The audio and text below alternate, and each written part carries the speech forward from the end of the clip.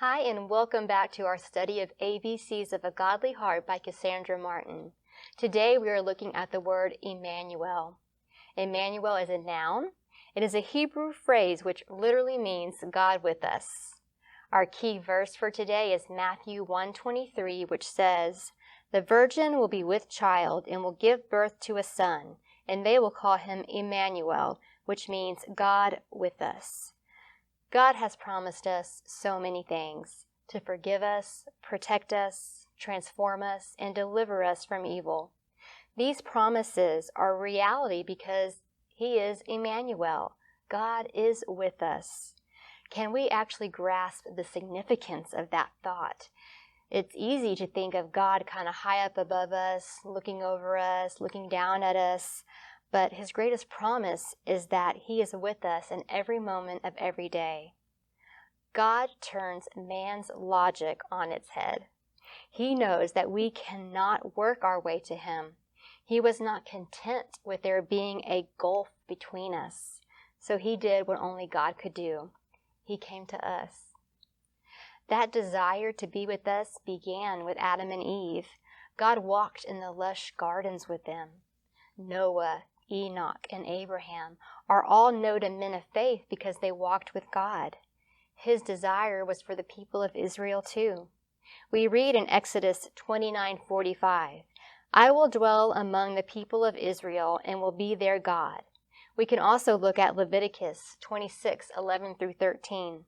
"I will make my dwelling among you, and my soul shall not abhor you.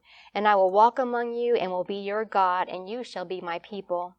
I am the Lord your God, who brought you out of the land of Egypt, that you should not be their slaves. And I have broken the bars of your yoke and made you walk erect."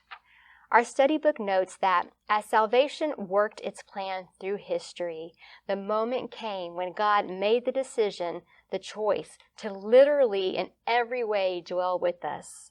God burst into history wrapped in the skin of an infant and took His place among us. Jesus, who was fully God, became fully man so that we could experience what it truly means to live with God. So does God promise He will be with us? That's a resounding yes. Imagine if we went about our day remembering that God's with us, walking with us through this life, all because He wants to be with us. He wants to spend eternity with us. Imagine if we saw ourselves as God sees us: valuable, worthy, and wanted. One of the most profound promises that Jesus leaves with us as He prepared to ascend to heaven was His promise of His presence.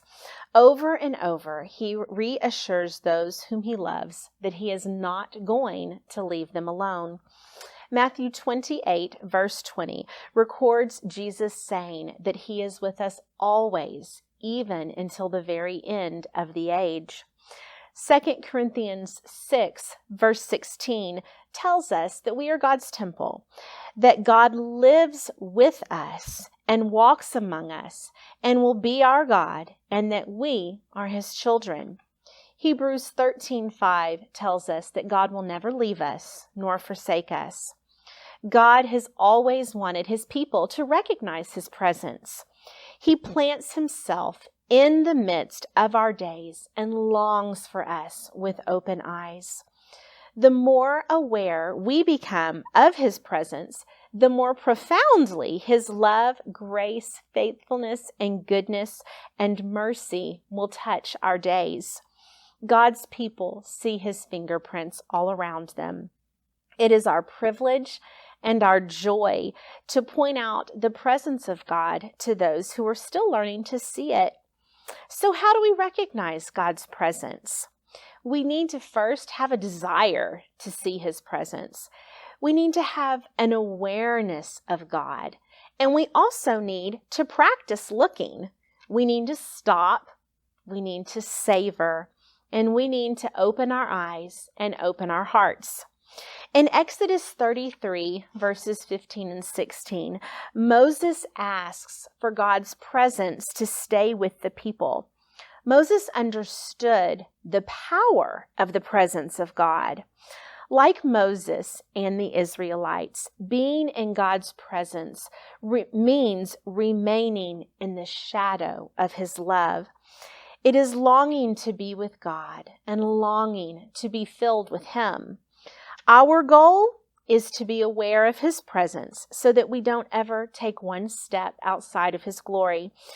Our goal is to keep our eyes on him, to move where he moves, and when God stays put, to rest in him. God's presence is what distinguishes a Christian from all other people. It's what transforms us to the world. So we know we need that desire, awareness, and practice to learn to see God. And all that requires action. Christianity really isn't a spectator sport. Seeing God in our lives starts with having that desire Kim was talking about. Of course, we can all say to ourselves, I want to be with God. I want to see his movement in my life. But the challenge comes when we realize that we have to take our focus off ourselves and our own desires and redirect it to his. But it's really true. When we're looking for God, we're going to find him because we live with that expectation that we will see him.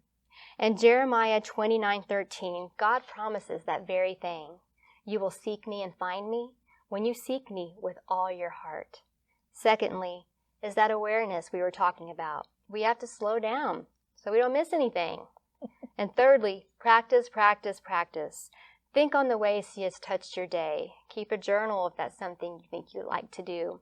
It could be a fun game at the dinner table for everyone to look back in their day and try to find God in it. Now we're going to look at Psalm 73, verses 23 through 28. Psalm 73, 23 through 28 says, Yet I am always with you. You hold me by my right hand. You guide me with your counsel, and afterward you will take me into glory. Whom have I in heaven but you? And earth has nothing I desire besides you. My flesh and my heart may fail, but God is the strength of my heart and my portion forever. Those who are far from you will perish. You destroy all who are unfaithful to you. But as for me, it is good to be near God. I have made the sovereign Lord my refuge.